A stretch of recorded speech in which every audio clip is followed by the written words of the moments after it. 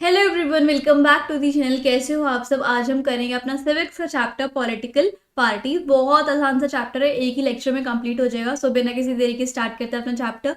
एक बार ना description box जरूर चेक कर लेना, क्योंकि वहाँ पे आपको टेलीग्राम की लिंक मिलेगी, उसको सब्सक्राइब करो, क्योंकि ये जो नोट्स है ना वो मैंने वहीं पे अपलोड किए हुए हैं। सो जल्दी से सब्सक्राइब कर लो। और भी इंपॉर्टेंट स्टफ मैं वहाँ पे अपलोड करती रहती हूँ। साथ ही साथ अगर आपको कोई भी डाउट है, इंस्टाग्राम पे फॉलो करो, मुझे डीएम करो। I will solve your doubt as soon as possible. ठीक है, तो बिना किसी देरी के स्टार्ट करते हैं। पॉलिटिकल पार्टीज क्या होता है भाई? पॉलिटिकल पार्टीज लोगों का एक ग्रुप होता है जो कि साथ में आते हैं, इलेक्शंस कंटेस्ट करते हैं, इलेक्शंस में पार्टिसिपेट करते हैं। कोई एक पॉलिटिकल पार्टी जीतती है, उसके हाथ में पार आती है और वो अपनी सरकार बनाती है, गवर्नमेंट बनाती है। So that is political party. ठीक है, अब आगे देखते हैं पॉलिटिकल पार्टीज के क्या फंक्शंस होते हैं। एक तो सबसे पहला फंक्शन ये है, एक तो सबसे पहले ये इलेक्शंस कंटेस्ट कराते हैं। ठीक है, और उसके बाद जो पार्टीज हैं वो अलग अलग पॉलिसीज बनाती हैं, प्रोग्राम्स बनाती हैं, और वोटर्स को जोन सी पार्टी सबसे अच्छी लगती है, जिस भी पार्टी के उनको प्रोग्राम्स अच्छे लगते हैं और उन्हें तो लगता है कि हाँ भाई इस पार्टी ने हमारे देश के लिए कुछ किया है, हमारे लिए कुछ किया है, तो वोटर्स जो है उन पार्टीज में से किसी एक पार्टी को चूज करती है। ठीक है, पार्टीज जो है वो बहुत सारे ओपिनियंस लिख लेते हैं एक लिस्ट पे कि हमारे समाज में क्या क्या दिक्कतें हैं। उन दिक्कतों को वो सॉल्व करने पे लग जाती है, उनके लिए वो काम करने लग जाती है। जो मेजर दिक्कतें हैं उन पे वो ज्यादातर फोकस करती हैं और उन्हीं को वो ज्यादातर आगे लेके आती है उस मुद्दे को, एंड उसको वो सपोर्ट करते हैं। वोटर्स को वो चीज पसंद आती है। जिस भी वोटर को जोन सी पार्टी अच्छी लगी वो उसको वोट दे के आएगा। ठीक है, पार्टीज जो है वो डिसिसिव रोल प्ले करती हैं हमारी कंट्री के लिए, रोल प्ले लॉज बनाने के लिए। अब पॉलिटिकल पार्टीज हमारी कंट्री के लिए लॉज बनाती हैं, हमारी वेलफेयर के लिए कानून बनाती हैं। ठीक है, और उसमें काफी सारे डिसीजन होते हैं। ऐसा नहीं कि ऐसे ही लॉ बन जाए, बहुत सारे डिसीजन होते हैं। हम लोगों का भी डिसीजन होता है, पार्टीज भी डिसीजन लेती हैं, रूलिंग पार्टी भी, अपोजिशन पार्टी भी। ठीक है, पार्टीज बनती हैं, जो पार्टी जीतती है और उसके बाद वो अपनी सरकार चलाती हैं। ठीक है, दोस्त पार्टी जो कि इलेक्शंस में हार जाती हैं वो अपोजिशन पार्टी बन जाती हैं और रूलिंग पार्टी के कारनामों पे, रूलिंग पार्टी के वर्क्स पे, जो जो फैसले वो ले रही है, जो जो लॉज बना रही है, उन सब पे वो नज़र रखते हैं। और अगर उन्हें कोई चीज़ सही नहीं लगती तो उसके लिए आवाज़ भी उठाते हैं। ठीक है, सो ये चीज़ होती है। हमारे पास कितनी पार्टीज है? देखो, 3 पार्टी सिस्टम होते हैं। एक होता है 1 पार्टी सिस्टम, जिसमें सिर्फ एक ही पार्टी होती है, लोगों के पास कोई चॉइस नहीं होती है और हर बार वो ही सत्ता में आती है, पावर में आती है। तो इसका सबसे परफेक्ट एग्जांपल है चाइना का। चाइना में सिर्फ एक ही पार्टी है, चाइना कम्युनिस्ट पार्टी। तो 1 पार्टी सिस्टम वहां पे होता है। 2 पार्टी सिस्टम मतलब कि पार सिर्फ 2 मेन पार्टीज के बीच में होती है, कोई एक पार्टी पार में आती है दोनों में से। तो ये 2 पार्टी सिस्टम हो गया। उसके बाद मल्टी पार्टी सिस्टम का परफेक्ट एग्जाम्पल है इंडिया। ठीक है, इंडिया में बहुत सारी पार्टीज होती हैं जो कि कॉन्टेस्ट करती है, इलेक्शंस काम करती हैं पब्लिक के लिए, पब्लिक का मन जीतती हैं, वोटर्स का मन जीतती हैं, कॉन्टेस्ट करवाती हैं इलेक्शंस, और उसके बाद जिस भी पार्टी को सबसे ज़्यादा वोट्स मिलते हैं वो पार में आती है। ठीक है, सो इसमें ऐसा होता है कि जिस भी पार्टी को सबसे ज़्यादा वोट मिलते हैं वो आती है गवर्नमेंट में। अगर मान लो किसी पार्टी को बहुत पास वोट मिले, मतलब जितने चाहिए थे वोट्स उससे उसके पास मिले हैं, तो वो क्या कर सकती है? वो पार्टी किसी और पार्टी से हैंडशेक करके या फिर उस पार्टी को मिक्स करके वो एक पार्टी जो है वो बन जाती है और अपनी गवर्नमेंट बनाती है। इस पार्टी को, इस टाइप की गवर्नमेंट को हम क्या बोलते हैं? Alliance government. ठीक है, यहाँ पर लिखा हुआ है अलायंस विद अदर्स, मतलब वो मिल जाती है। जैसे कि यहाँ पर हम एग्जाम्पल देख सकते हैं आम आदमी पार्टी का। आम आदमी पार्टी ने कांग्रेस के साथ अलायंस की थी, अपनी वोट्स और अपनी सीट्स पूरी की थी, तब वो पार में आई थी, इस तरीके से। ठीक है, उसके बाद हम बात करते हैं इलेक्शन कमीशन ऑफ इंडिया। ये एक बहुत बड़ी ऑर्गेनाइजेशन है हमारी इंडिया में ही, जो कि इलेक्शंस को देखती है, उसकी देखरेख करती है, उसके रिलेटेड रूल्स बनाती है। हर पार्टी, जितनी भी हमारे देश में या फिर इंडिया में जितनी भी पार्टीज बनती है पॉलिटिकल पार्टी, उनको इलेक्शन कमीशन के द्वारा रजिस्टर करवाना पड़ता है। ठीक है, और इलेक्शन जो है वो हर पार्टी को इक्वली ट्रीट करता है, लेकिन जो बहुत नामी पार्टी हैं, जैसे कि हमारी कांग्रेस पार्टी है, बीजेपी पार्टी है, और बहुत सारी बीएसपी पार्टी है, और अलग अलग आम आदमी पार्टी है, जो जिनका बहुत ज़्यादा ट्रेंड चला हुआ है, उनको वो थोड़ी ज़्यादा अच्छी फैसिलिटीज़ प्रोवाइड करते हैं। ठीक है, स्पेशल फैसिलिटीज़ प्रोवाइड करते हैं, और they are given a unique symbol and are called और उन पार्टीज़ को, जो बहुत ज़्यादा बड़ी बड़ी पार्टीज़ हैं हमारे इंडिया में, उनको वो रिकॉग्नाइज्ड पॉलिटिकल पार्टी के नाम से जाना जाता है। अब दो टाइप की पार्टीज होती हैं, एक स्टेट पार्टी और एक national party. A party that secures at least 6% of total votes in an election to the legislative assembly of state or and wins at least 2 seats in the recognized state party। एक तो उसको total votes का 6% मिल जाए legislative assembly में, ठीक है, state की, and अगर वो स्टेट पार्टी में 2 सीट्स जीत जाए तो वो स्टेट पार्टी कहलाती है। नेशनल पार्टी क्या होती है, जिसको लोकसभा इलेक्शंस में और असेंबली इलेक्शन जो कि 4 स्टेट्स में है उसमें एटलीस्ट उसको 6% ऑफ टोटल वोट्स मिल जाए, एज वेल एज उसको 4 सीट मिल जाए लोकसभा में, तब वो नेशनल पार्टी कहलाती है। ठीक है, तो ये होता है बेसिक डिफरेंस। अब हम कुछ पार्टीज पढ़ लेते हैं, जैसे कि इंडियन नेशनल कांग्रेस INC, इसको हम पॉपुलरली कांग्रेस पार्टी कहते हैं। 1885 में फॉर्म हुई थी और सबसे ज़्यादा इसका बहुत बड़ा रोल है इंडियन पॉलिटिक्स में, और ये काफ़ी सालों तक, मतलब काफ़ी डिकेड्स तक इंडिया के इंडिपेंडेंस के बाद ये सत्ता में रही थी, पावर में रही थी। उसके बाद है भारतीय जनता पार्टी, जिसको हम BJP कहते हैं। 1980 में आई थी और by reviving the east while Bharatiya Jana Sangh, सबसे पहले भारतीय जनसंघ थी, उसके बाद भारतीय जनता पार्टी बनी। ठीक है, इनका मेन फंक्शन क्या है, कि ये कल्चरल नेशनलिज्म रखे, मतलब देश के जितने भी लोग हैं, हिंदुस्तान के जितने भी लोग हैं, वो सब नेशनलिज्म के उससे रहे, सब कंबाइंड रहें, सब एक दूसरे से लिंक्ड रहें। ठीक है, कोई भी किसी भी चीज़ से अलग ना हो, सब के सब एक समान है। तो इनका ये मेन मोटिव है कि कल्चरल नेशनलिज्म बना रहे। और दूसरा ये है कि जो जम्मू एंड कश्मीर में जितना भी टेरिटोरियल या फिर पॉलिटिकल इंटीग्रेशन है, वो जम्मू एंड कश्मीर का जो भी इंटीग्रेशन है उसको सब पास पास लेके आना चाहते हैं। ये इस पार्टी का मेन मकसद है। ठीक है, उसके बाद हम देखेंगे बहुजन समाज पार्टी, जिसको हम BSP कहते हैं शॉर्ट फॉर्म में। 1984 में फॉर्म हुई थी under the leadership of Kashiram. इन्होंने बहुजन समाज में जो जितने भी दलित्स हैं, आदिवासी है, OBC हैं एंड रीजनल माइनॉरिटी है, उनको ये रिप्रेजेंट करना चाहते हैं, उनको ये पार दिलाना चाहते हैं। ठीक है, और उनके लिए काम करना चाहते हैं। नेक्स्ट है जो कि इंपॉर्टेंट है, कम्युनिस्ट पार्टी ऑफ इंडिया। सबसे पहले तो आप कम्युनिस्ट का मतलब देखो कि कम्युनिस्ट का क्या मतलब है। ठीक है, सो कम्युनिस्ट का मतलब है the political system in which the state owns and controls all factories, farms, services, etc. and aims to treat everyone equally। Communist का मतलब होता है कि एक जो भी हमारा पॉलिटिकल सिस्टम है, जो भी हमारी गवर्नमेंट है, वो हर चीज़ कंट्रोल करे और हर जने को इक्वल रखे बिफोर द लॉ। तो ये होता है कम्युनिस्ट। ठीक है, बीइंग कम्युनिस्ट। तो कम्युनिस्ट पार्टी ऑफ इंडिया एक है मार्क्सिस्ट, और एक पहले थी communist party of India CPI। सबसे पहले ये आई थी कम्युनिस्ट पार्टी ऑफ इंडिया, जो कि फॉर्म हुई थी 1925 में।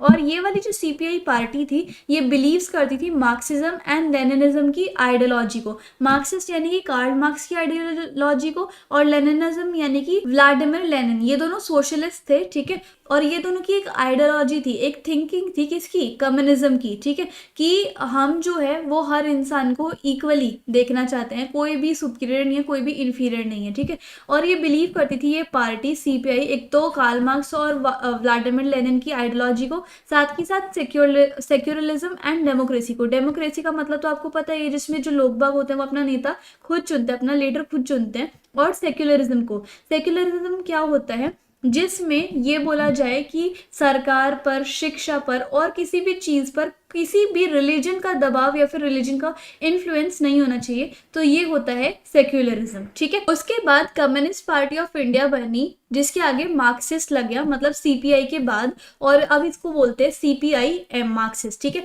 ये फाउंड हुई थी 1964 में। ये मार्क्सिज्म एंड लेनिनिज्म की आइडियोलॉजी को बिलीव करती थी और सपोर्ट करती थी सोशलिज्म को। सोशलिज्म इन द सेंस कि हर जना सोसाइटी में एक है, सब मिलजुल के रहे, सोशलिज्म को। सेक्युलरिज्म मैंने आपको बता दिया कि समाज पर, शिक्षा पर, सरकार पर किसी भी पर्टिकुलर रिलीजन का इन्फ्लुएंस नहीं होना चाहिए, तो इस चीज़ को सपोर्ट करती थी। और डेमोक्रेसी को सपोर्ट करती थी। ठीक है, और ये अपोज करती थी इम्पेरियलिज्म को। इम्पेरियलिज्म क्या होता है भाई, कोई ऐसा पॉलिटिकल सिस्टम जिसमें एक कंट्री जो है पावरफुल सी वो डोमिनेट करती है उन कंट्रीज को जो कि पावरफुल नहीं है। सो ये था इम्पीरियलिज्म के बारे में। और कम्युनलिज्म को फॉलो अपोज करती थी। कम्युनलिज्म क्या होता है, जब कोई एक रिलीजन जो है वो हावी हो जाता है दूसरे रिलीजन पे। इस तरीके से वो इन दोनों चीजों को अपोज करती थी CPIM। ठीक है, next party is nationalist Congress party NCM। ये 1999 में फॉर्म हुई थी जब कांग्रेस पार्टी जो है वो स्प्लिट हो गई थी। एक्सेप्ट करती है democracy, Gandhi and secularism, equity, social justice and federalism. इसमें फेडरलिज्म का क्या मतलब होता है, वर्टिकल डिवीजन ऑफ पावर। जैसे कि सबसे पहले नेशनल, उसके बाद फिर स्टेट गवर्नमेंट, उसके बाद फिर लोकल गवर्नमेंट। इस तरीके से जो वर्टिकल डिवीजन ऑफ पावर होता है उसको हम फेडरलिज्म कहते हैं। सोशल जस्टिस मतलब सभी को न्याय मिले, इक्वालिटी, यहाँ पर इक्वालिटी मिले सबको। सेक्युलरिज्म मैंने आपको पीछे बता ही दिया। ठीक है, सो इन सब चीजों को ये कांग्रेस NCP एक्सेप्ट करती है। स्टेट पार्टीज मैंने आपको बता दिया। जिस भी अदर देन ये जो 6 पार्टी मैंने आपको बताया था, इनके बाद आती है स्टेट पार्टीज। ठीक है, और स्टेट पार्टीज जो एक पर्टिकुलर स्टेट में रूल करती है। ओके, अब क्या चैलेंजेस होते हैं पॉलिटिकल पार्टीज को, ये भी देख लेते हैं। एक तो पॉलिटिकल पार्टीज के खुद के अंदर डेमोक्रेसी नहीं होती। जो मतलब टॉप लीडर होते हैं ना पॉलिटिकल पार्टी का, वो ही ज्यादातर रूल करता है। जो नीचे होते हैं पॉलिटिकल पार्टी के लोअर मेंबर्स, उनको कभी चांस नहीं दिया जाता कि वो इस पॉलिटिकल पार्टी को संभालें। या फिर मान लो इस पॉलिटिकल पार्टी का जो नेता होता है, लीडर होता है, उसका ही बेटा या फिर उसका ही कोई रिश्तेदार उस पॉलिटिकल पार्टी का लीडर बने, नीचे वाले मेंबर्स को नहीं मिलता चांस। तो लैक ऑफ इंटरनल डेमोक्रेसी है। चैलेंज ऑफ डायनेस्टिक सक्सेशन है। मतलब डायनेस्टिक सक्सेशन मतलब कि पार्टी को उसके आगे की जनरेशन जो है वो संभालती जाए। सो इसमें ये बड़ा चैलेंज है, और किसी को पार्टी ना मिले, इस तरीके से होता है। Growing role of money and muscle power, मतलब जिस भी पार्टी में जो भी सबसे ज्यादा दमदार इंसान होगा, जिसके पास बहुत सारा पैसा होगा, जिसके पास मसल पावर होगी, वो ही सबसे ज्यादा पॉलिटिकल पार्टी को हैंडल करेगा, वही नेता बनेगा। इसमें ये भी चीज है। और मीनिंगफुल चॉइस, ये कुछ ऐसे ऐसे चैलेंजेस है जो कि पॉलिटिकल पार्टीज में होते हैं। ठीक है, अब कैसे हम पॉलिटिकल पार्टीज को सुधार सकते हैं, इम्प्रूव कर सकते हैं, कुछ ऐसे एफर्ट्स और सजेशंस दिए हुए हैं इंडिया में। जैसे कि कॉन्स्टिट्यूशन बनना चाहिए कि जितने भी इलेक्टेड MLAs और MPs हैं, उनको चेंज पार्टी नहीं करनी चाहिए। ठीक है, इस तरीके के लिए कॉन्स्टिट्यूशन बनना चाहिए। ठीक है, एक ऐसा कॉन्स्टिट्यूशन बना हुआ है जिसमें जो इलेक्टेड MLAs और MPs हैं वो पार्टी चेंज नहीं कर सकते, उनको प्रिवेंट किया जाता है। ठीक है, और अगर मान लो उन्होंने पार्टी चेंज कर भी ली, तब वो अपनी पोजीशन को खो देंगे। ठीक है, फ्रॉम द पार्लियामेंट और समथिंग। ठीक है, न्यू लॉ स्टेट्स दैट अगर किसी MLA और MP ने पार्टी को चेंज करी तो उसको लेजिस्लेचर में उसकी जो सीट होगी वो खो देगा। ठीक है, और देखो सुप्रीम कोर्ट ने एक ऑर्डर पास किया है कि मनी का और क्रिमिनल्स का रोल जो है वो नहीं होना चाहिए पॉलिटिकल पार्टीज में। ठीक है, जो इलेक्शन कमीशन है उन्होंने एक ऑर्डर को पास किया है कि हर पॉलिटिकल पार्टी को होल्ड करने होंगे ऑर्गेनाइजेशनल इलेक्शंस और इनकम टैक्स रिटर्न्स को फाइल करना होगा। मतलब टैक्स भी देना होगा, साथ ही साथ जो आपकी खुद की पॉलिटिकल पार्टी है उसके अंदर भी इलेक्शंस होने चाहिए कि कौन सा इंसान लोअर डिपार्टमेंट में रहेगा, कौन सा मिडिल डिपार्टमेंट में, और कौन सा टॉप लेवल मैनेजमेंट में रहेगा। ठीक है, ऐसा नहीं कि जो टॉप लेवल मैनेजमेंट में सिर्फ वही लोग पार्टिसिपेट करेंगे, नीचे वाले लोगों का कोई रोल नहीं है। ठीक है, some suggestions to reform political party, अब कुछ ऐसे सजेशंस भी है जिससे हम पॉलिटिकल पार्टीज को इम्प्रूव कर सकते हैं, और वो कौन कौन से है वो देख लेते हैं। A law should be made to regulate internal affairs of political parties, एक ऐसा लॉ बनना चाहिए ताकि पॉलिटिकल पार्टीज के अंदर जितने भी लॉज हैं वो अच्छे से रेगुलेट हो पाए, उनके इंटरनल अफेयर्स अंदर ही अंदर डेमोक्रेसी हो। ठीक है, तो ऐसा लॉ बनना चाहिए। To give a minimum number of tickets about 1/3 to women candidates, women candidate भी 1/3 ऑफ टिकट्स उनको मिलना चाहिए कि मतलब अगर 30 सीट है तो उसमें से उसका 1/3 यानी कि 30 में से 10 सीट्स तो वुमेन को मिलनी ही चाहिए। ठीक है, there should be state funding of election, मतलब स्टेट्स को भी पॉलिटिकल पार्टीज को फंड देना चाहिए, पैसा देना चाहिए ताकि वो इलेक्शन अच्छे से करवा पाए। सो इस तरीके से ये कुछ सुधार है, कुछ रिफॉर्म सजेस्ट किए गए हैं जिससे कि पॉलिटिकल पार्टीज और इम्प्रूव कर सकती हैं। तो आई होप आपको ये मेरी जो एक्सप्लेनेशन है, जो वीडियो है वो अच्छी लगी होगी। टेलीग्राम एंड इंस्टाग्राम जरूर फॉलो कर लेना। आज हम करेंगे अपना chapter outcomes of democracy civics का जो है, और ये इंपॉर्टेंट आपके टर्म 2 में आने वाला है। छोटा सा प्यारा सा चैप्टर है, इसे जल्दी से कंप्लीट कर लेते हैं। एक बार डिस्क्रिप्शन बॉक्स जरूर चेक कर लेना क्योंकि वहाँ पे आपको टेलीग्राम की लिंक मिलेगी। ये जो आप अपनी स्क्रीन स्क्रीन पर जितने भी नोट्स देख रहे हो कलरफुल से, वो आपको टेलीग्राम पे ही मिल जाएंगे, जो कि आपके लिए बहुत बेनिफिशियल है। एंड साथ ही साथ मैं बहुत सारा स्टफ वहाँ पे अपलोड करती रहती हूँ आपके रिलेटेड, ठीक है। और अगर आप कोई भी डाउट हो, कुछ भी मुझसे पूछना हो, तो आप मुझको इंस्टाग्राम पे फॉलो करके डीएम कर सकते हैं, उसकी भी लिंक आपको डिस्क्रिप्शन बॉक्स में मिल जाएगी। सो बिना किसी देरी के स्टार्ट करते हैं अपने इस चैप्टर आउटकम्स ऑफ डेमोक्रेसी को। अब भाई डेमोक्रेटिक गवर्नमेंट क्या होती है, फिर डेमोक्रेसी क्या होती है। डेमोक्रेसी एक ऐसा सिस्टम ऑफ गवर्नमेंट होती है जिसमें हम लोग जो हैं, जो मतलब 18 साल से ऊपर हैं, वो लोग वोट करते हैं, अपना नेता खुद चुनते हैं जो उनको पसंद आता है, और वो नेता बाद में जीत के और सरकार चलाता है, ठीक है। हमारे लिए अच्छी अच्छी वेलफेयर स्कीम्स लेके आते हैं, लॉज बनाते हैं। सो ये होती है डेमोक्रेटिक गवर्नमेंट, जिसमें आम लोग जो है अपना नेता या फिर अपना रूलर खुद चुनते हैं। सो जरूरी नहीं है कि हर कंट्री में डेमोक्रेसी हो, हर कंट्री में अलग अलग टाइप की गवर्नमेंट होती है। जैसे कि इंडिया में तो डेमोक्रेसी है, कहीं कहीं पर आपको देखने को मिलेगी मोनार्की। जैसे कि मोनार्की क्या होते हैं, किंग एंड क्वीन का रूल, और एक होती है कॉन्स्टिट्यूशनल मोनार्की, जिसमें मोनार्की यानी कि किंग एंड क्वीन जो है वो रूल तो करते हैं, लेकिन संविधान की कॉन्स्टिट्यूशन के हिसाब से करते हैं, ठीक है। एक होती है डिक्टेटरशिप, जहां पर मतलब आर्मी रूल करती है, ठीक है। लेकिन डेमोक्रेसी मैंने आपको बता दिया, हर एक सिचुएशन, हर एक कंट्री में अलग अलग टाइप की गवर्नमेंट होती है। आज हम इस चैप्टर में पढ़ेंगे कि ये जो डेमोक्रेसी है वो कैसी है, अच्छी है, बुरी है, क्या इसके परिणाम है, क्या इसके आउटकम्स है, वो हम इस चैप्टर में कंप्लीट करने वाले हैं।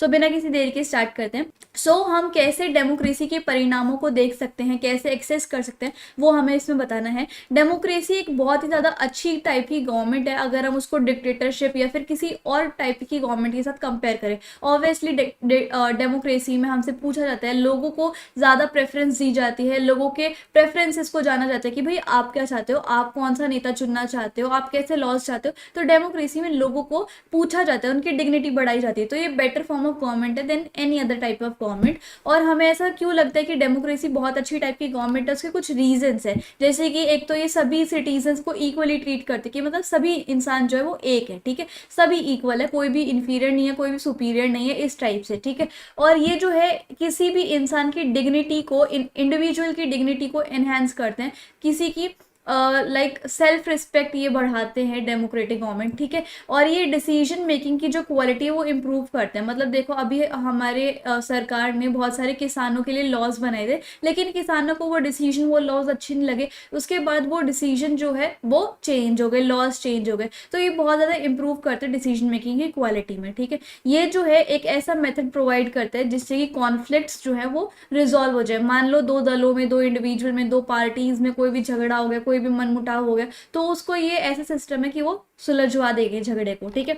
और क्या होता है, it allows room to correct mistake. मतलब डेमोक्रेटिक गवर्नमेंट में ऐसा होता है कि मतलब गवर्नमेंट है, थोड़ी बहुत गलती तो हो ही जाती है, तो उसमें क्या होता है, ऐसा नहीं होता कि गलती हो गई तो ऐसा नहीं होना चाहिए था, उसमें उनको सुधार करने के लिए मौका भी दिया जाता है डेमोक्रेटिक गवर्नमेंट में। लेकिन कभी कभी हमें ऐसा लगता है, हम ना सोच में पड़ जाते हैं कि मतलब इतनी अच्छी अच्छी बातें लिखी तो है डेमोक्रेसी के बारे में, बट प्रैक्टिस में इतना हमें कुछ देखने को मिलता नहीं है। तो ये हमें काफ़ी ज़्यादा डिलेमा हो जाता है, हम काफ़ी ज़्यादा सोचने लग जाते हैं, ठीक है। और ये जो डिलेमा है वो हमें सोचने पे मजबूर कर देता है कि क्या सच में आउटकम्स अच्छे होंगे, परिणाम अच्छा होगा डेमोक्रेसी का, तो वो हम देखेंगे इस चैप्टर में, ठीक है। और जैसे कि हम डेमोक्रेटिक गवर्नमेंट में इंटरेस्टेड हैं, हम फैसिनेटेड हैं, हम बहुत ज़्यादा उसके पीछे भागते रहते हैं कि क्या कर रही है हमारी गवर्नमेंट आजकल, कैसे क्या स्टेप्स ले रही है, ठीक है। सो क्या democracy socio economic and political problems को एड्रेस करती है, नहीं करती, वो भी हमें देखना है। लेकिन हर आउटकम देखने से पहले डेमोक्रेसी का हमें ये सोच लेना चाहिए कि डेमोक्रेसी इज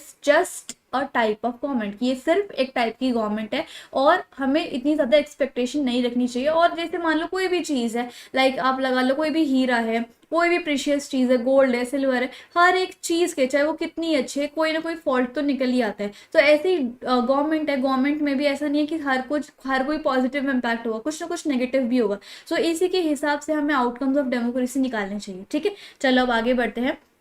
पहला देखो, accountable, responsive and legitimate government. Democracy accountable government है, मतलब कि अकाउंटेबल यानी कि आंसरेबल। मतलब कि जैसे मान लो डेमोक्रेटिक गवर्नमेंट ने कोई भी हमारे लिए लॉ बनाया, तो हम लोगों को उनसे पूछने का ये हक है कि भाई आपने क्या सोच समझ के लॉ बनाया है, इसके क्या फीचर्स हैं, ये कैसे काम करेगा वगैरह, फलाना ढिमकाना, ठीक है। तो आंसरेबल है डेमोक्रेटिक गवर्नमेंट, हमारी जो गवर्नमेंट है हमें आंसर करेगी कि हमने ये सब चीज़ें क्यों करी है। तो डेमोक्रेटिक गवर्नमेंट इज अकाउंटेबल और आंसरेबल टूवर्ड्स द पीपल, ठीक है, about the laws and features. And democratic government जो है वो रिस्पॉन्सिव गवर्नमेंट है। रिस्पॉन्सिव गवर्नमेंट मतलब कि बहुत सारे लोगों की सारे के सारे लोगों की डिमांड्स भी होती है, नीड्स भी होती हैं और एक्सपेक्टेशंस भी होती है। उन सभी डिमांड्स, नीड, एक्सपेक्टेशन को पूरा करना हमारी गवर्नमेंट का दायित्व है। तो डेमोक्रेटिक गवर्नमेंट एक रिस्पॉन्सिव गवर्नमेंट भी होनी चाहिए, ठीक है। Next is legitimate government. Legitimate government का क्या मतलब होता है कि वो कानून के थ्रू चलती है हमारी डेमोक्रेटिक गवर्नमेंट, यानी कि जो भी संविधान में लॉज वगैरह लिखे रहते हैं उसके हिसाब से हमारी गवर्नमेंट चलती है। सेकेंडली, हमने जिस रूलर को चुना है वही सरकार बनाएगा, वही रूलिंग पार्टी बनेगा। ये होती है लेजिटिमेट गवर्नमेंट, ठीक है। अब आगे देखते हैं। डेमोक्रेसी गवर्नमेंट का पहला आउटकम यही है कि गवर्नमेंट जो है वो सिटीजन्स को अकाउंटेबल होनी चाहिए, आंसरेबल होनी चाहिए, रिस्पॉन्सिव होनी चाहिए जो भी लोगों की नीड्स और एक्सपेक्टेशन है, ठीक है। और डेमोक्रेसी जो है वो डेलिब्रेशन, डेलिब्रेशन मतलब सोचना विचारना, डेलिब्रेशन होना चाहिए, मतलब सोचना विचारना चाहिए उसको हर चीज़ के लिए, डेमोक्रेटिक गवर्नमेंट को, और तब जाके उसको आगे जाके कॉपरेट करना चाहिए, नेगोशिएट करना चाहिए, ठीक है। और डेमोक्रेसी को ये भी देखना चाहिए कि जो वो लोग डिसीजन बना रहे हैं गवर्नमेंट वाले, वो सारे के सारे नियमों के हिसाब से हो, प्रोसीजर के हिसाब से हो, ठीक है। जो ये राइट है, अच्छा, जो भी डेमोक्रेसी डिसीजन लेती है, अगर मान लो कोई इंसान उस डिसीजन को देखना चाहे, उसकी जांच पड़ताल करना चाहे, रिसर्च करना चाहे, तो डेमोक्रेटिक गवर्नमेंट को वो चीज़ करनी चाहिए। और ये जो प्रोसेस होता है कि the right to means to examine the process of decision making, इस चीज़ को हम क्या कहते हैं, ट्रांसपेरेंसी। मान लो गवर्नमेंट ने कोई लॉ बनाया और मैं चाहती हूँ कि मैं उस लॉ को अच्छे से पढूं, एग्जामिन करूँ, रिसर्च करूँ, तो इस चीज़ का मेरे को हक है, और इस हक को हम क्या कहते हैं, ट्रांसपेरेंसी कहते हैं, ठीक है।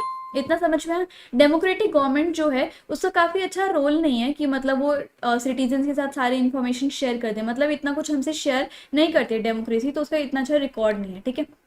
दूसरी भाषा में कहे तो ये रीजनेबल है कि हम डेमोक्रेसी से एक्सपेक्ट करें कि गवर्नमेंट जो है वो अटेंटिव हो जाए लोगों की नीड्स के लिए, डिमांड के लिए, और फ्री ऑफ करप्शन हो जाए। तो ये हम एक्सपेक्ट कर सकते हैं कि डेमोक्रेसी फ्री ऑफ करप्शन हो जाए, कोई भी भ्रष्टाचार ना हो, और सारी डिमांड्स एंड नीड्स जो हैं लोगों की वो पूरी हो जाए। ये एक्सपेक्टेशन करना रीजनेबल है। लेकिन ये जो दोनों चीज़ें, नीड्स एंड डिमांड पूरी करती है डेमोक्रेटिक गवर्नमेंट, और करप्शन फ्री है, तो ये इन दोनों चीज़ों पे डेमोक्रेसी इतनी अच्छी गवर्नमेंट नहीं निकलती है, ठीक है।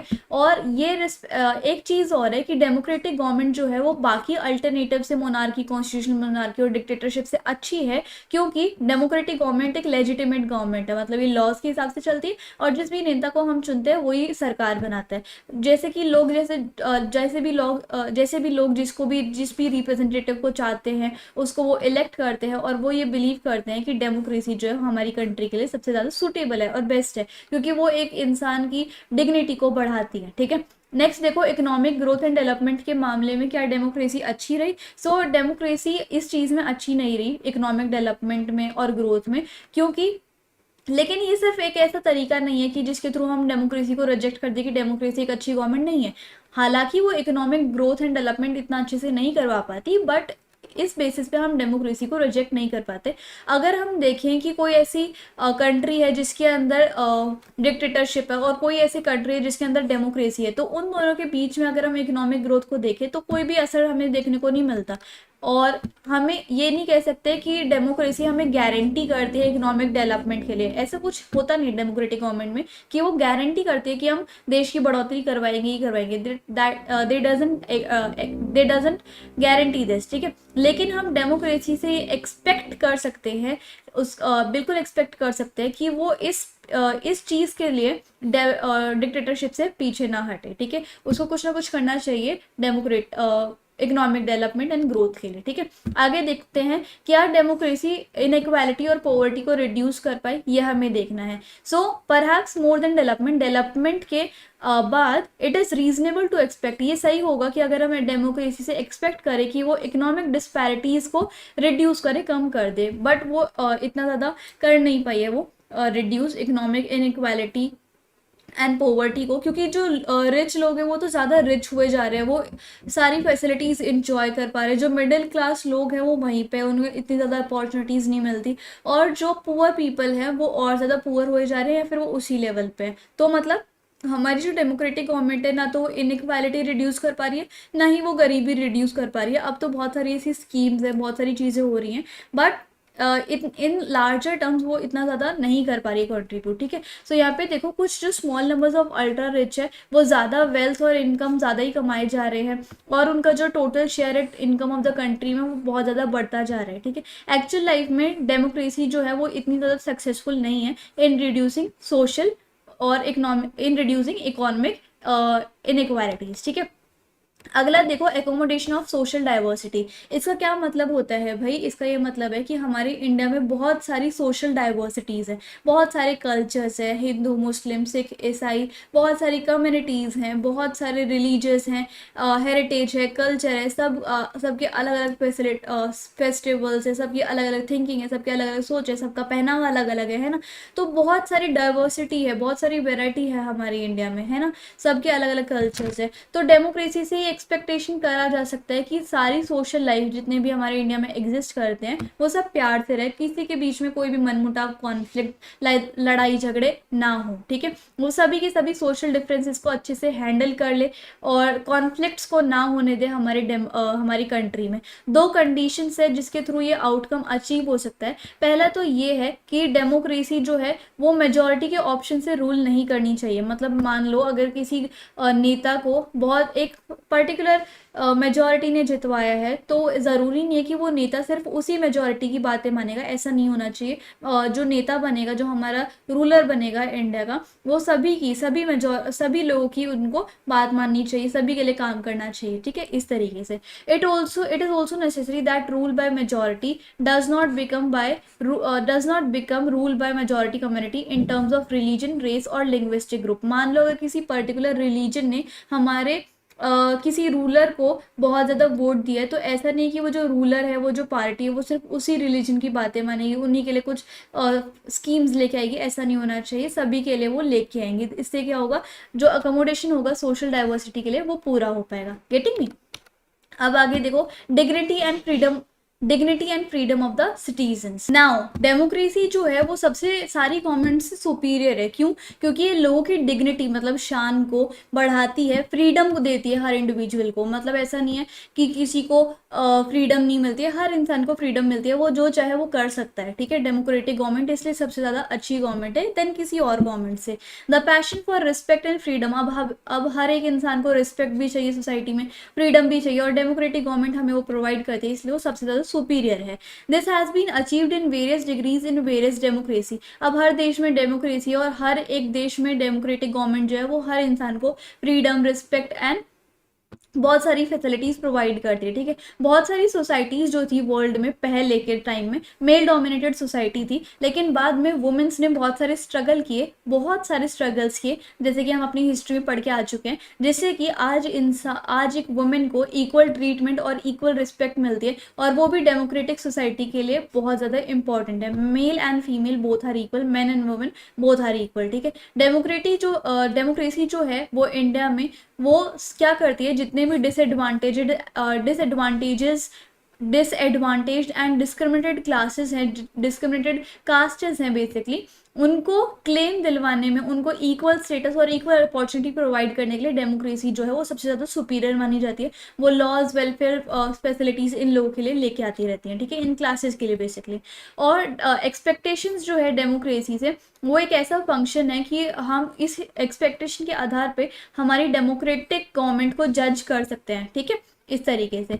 और जैसे लोगों को बहुत सारे बेनिफिट मिलते हैं डेमोक्रेसी में, तो इसलिए वो डेमोक्रेसी से बहुत सारी मांग रखते हैं ताकि डेमोक्रेसी जो है वो और ज़्यादा बेटर परफॉर्मेंस कर सके, ठीक है। Most individual today believe that their vote makes a difference. बहुत सारे लोग जो है वो ये बिलीव करते हैं कि उनका वोट जो है, उनका एक एक वोट जो है वो बहुत बड़ा बदलाव ला सकता है उनके देश में, और उनकी मनपसंद गवर्नमेंट और एक अच्छी गवर्नमेंट उनकी कंट्री को रन करे, और उनके सेल्फ इंटरेस्ट को वो नोट करे, ठीक है, उनके सेल्फ इंटरेस्ट के लिए वो कुछ करे।